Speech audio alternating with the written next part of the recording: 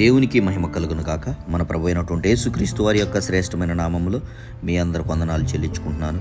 ఈరోజు దేవుని యొక్క వాగ్దానము ప్రకటన గ్రంథము 2వ అధ్యాయము 10వ వచనము. మరణం వరకు నమ్మకముగా ఉండుము, నేను నీకు జీవ కిరీటం ఇచ్చేదను. దేవుడి యొక్క వాగ్దానం మన జీవితంలో ఫలింపచేయునుగాక. ఆమెన్. ఇదిగో, మీరు శోధింపబడినట్లు అపవాది మీలో కొందరిని చెరలో వేయించబోతున్నాడు. 10 దినములు శ్రమ కలుగును, మరణము వరకు నమ్మకముగా ఉండుము, నేను నీకు జీవ కిరీటము ఇచ్చేదని దేవుడు వాగ్దానము చేస్తున్నాడు.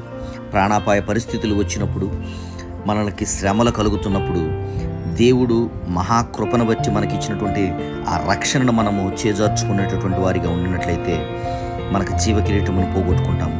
కలిగినటువంటి వాటిని గట్టిగా కడవరకు పట్టుకొని ఆ యొక్క దేవుని ఉన్నతమైన కృపలో నడిచేటటువంటి వారిగా ఉండాలని దేవుడు కోరుకుంటున్నాడు. దేవుడు అట్టి కృప మనందరికీ అనుగ్రహించును.